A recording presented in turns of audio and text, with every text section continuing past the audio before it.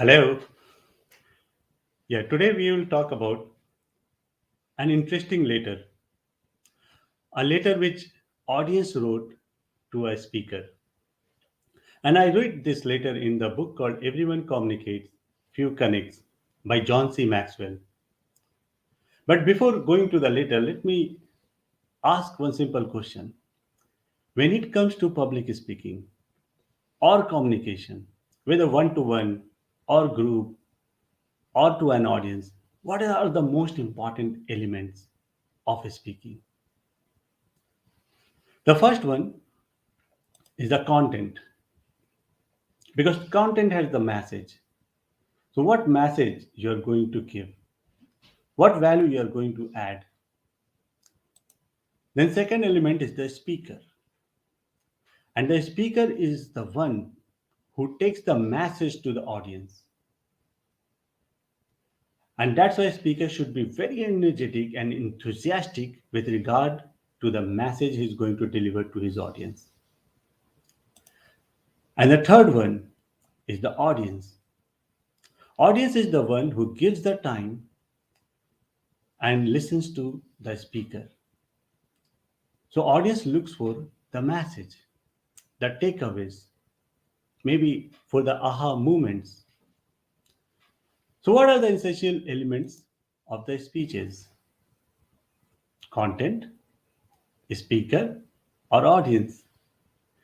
Let me give you an example. Have you seen the movies?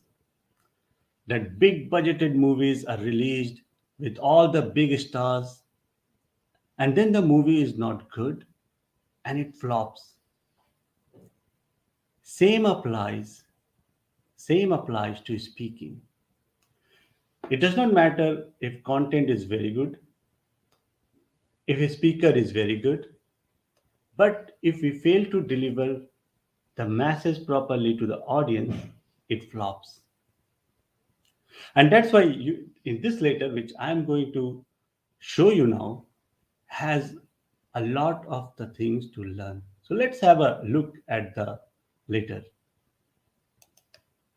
from the book Empowered Communicator by Calvin Miller. Dear speaker, your ego has become a wall between yourself and me. You are not really concerned about me, are you?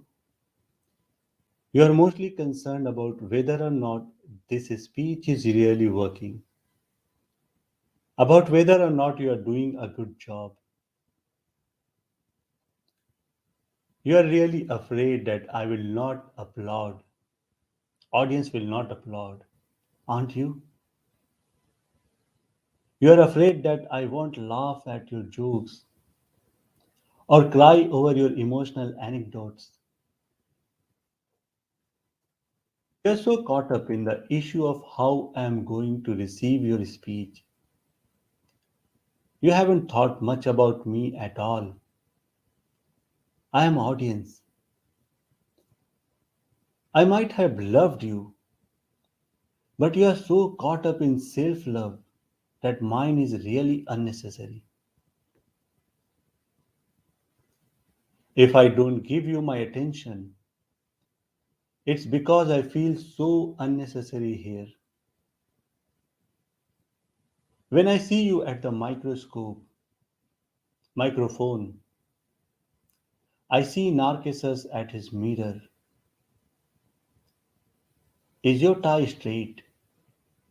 Is your hair straight? Is your phraseology perfect? You seem in control of everything but your audience. You see everything so well but us. And this blindness to us, I am afraid, has made us deaf to you.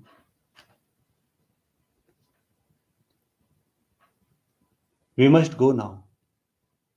Sorry.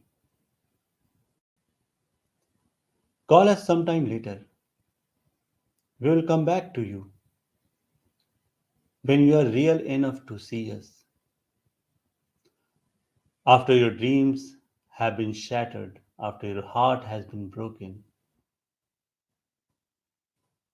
then there will be room for all of us in your world. Then you won't care if we applaud your brilliance. You will be one of us. Then you will tear down the ego wall and use those very stones to build a bridge of warm relationship. And we'll meet you on that bridge. We will hear you then. All the speakers are joyously understood when they reach with understanding.